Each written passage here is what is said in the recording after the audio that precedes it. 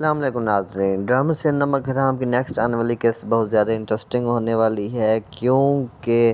امین قریشی کی بہن امین قریشی کو دھمکی دیتی ہے اور وہ دھمکی کیا ہوتی ہے، اور امین قریشی کی بہن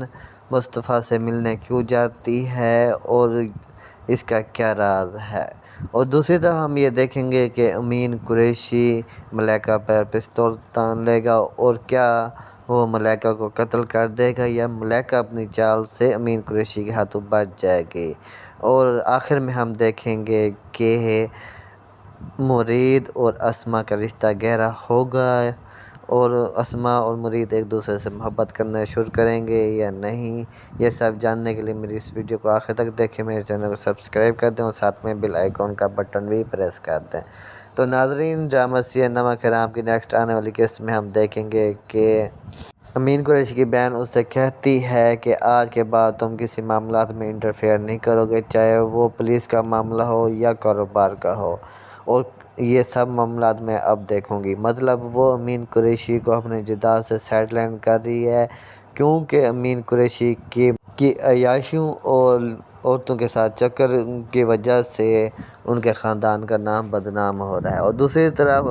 امین قریشی کی بہن مصطفیٰ کے پاس جاتی ہے، اسے کہتی ہے کہ اگر تم نے بدلہ لینا ہے تو اس سے بدلہ لو جس نے تمہیں دھوکہ دیا ہے۔ مطلب وہ یہ کہنا چاہتی ہے کہ تم نے جو کچھ کرنا ہے وہ ملیکہ کے ساتھ کرو اور امین قریشی کو کچھ نہ کہو۔ تو مصطفیٰ اسے کہے گا کہ اس سب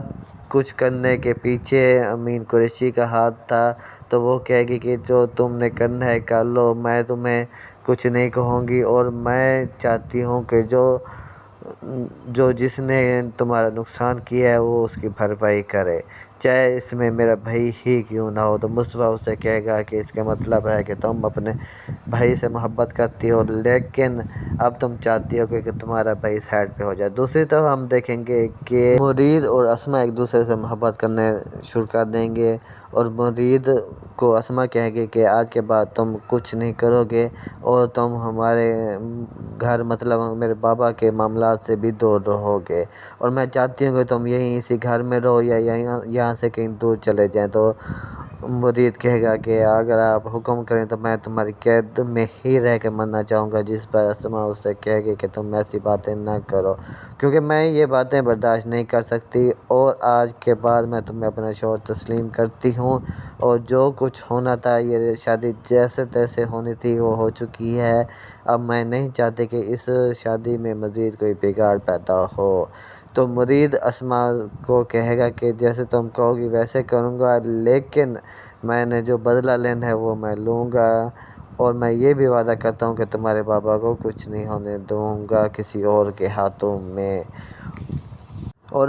ہم نے پچھلی کیس میں دیکھا تھا کہ جب امین قریشی مصطفیٰ سے ملنے جاتا ہے تو وہ اسے پہچان نہیں پاتا، تو مصطفیٰ اسے کہتا ہے کہ تم وہ وقت یاد کرو جب میں نے تمہیں